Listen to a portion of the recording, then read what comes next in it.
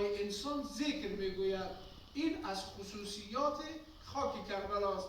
این خاک کربلایی هم که در دست ماها میرسد تماما شخصی مال خود امام حسین علیه السلام بوده است.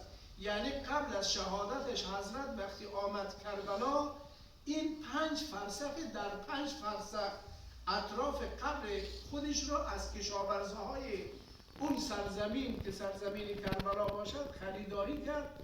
دوباره این زمینها را واگذار کرد به همون کشاورزها به شرط این که در خدمت زائرین امام حسین باشند. اگر یک وقتی از اونها سوال کردن راه را نشانشان بدن.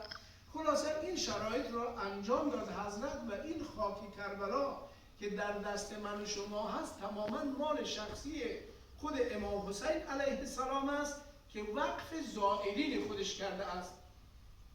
بله، امام زمان علیه السلام میفرماید ذکر گفتن با تسبیحی که از خاک کربلاست خیلی فضیلت دارد. ببینید ما در فقه شیعه یک جمله داریم، این که اثبات شیء نفی ما ادا نمی کند. امام صادق علیه السلام فرمودند تسبیحات با انگشتان فضیلت دارد. این فضیلت تسبیحات با انگشتان سبب نمی شود که بگوییم مثلا تسبیحات با خاک کربلا یا تسبیح کربلا مثلا فضیلت ندارد.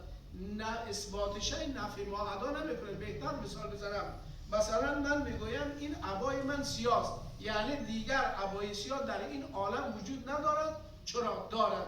پس این اثبات شد، اما عبای سیاهی دیگر هم وجود دارد. پس اونجایی که ثواب با انگشتان فضیلت دارد، اینجا هم بر حسب روایت امام زمان علیه السلام با تسبیح خاک کربلا نیز فضیلت دارد.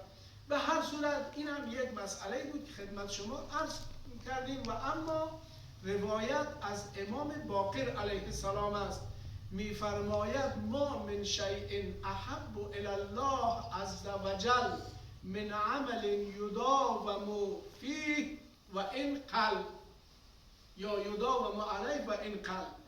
معنی حدیث امام باقر علیه السلام این است که ارتباط هم دارد این حدیث با همین تسبیحاتی که خدمت شما عرض کردیم.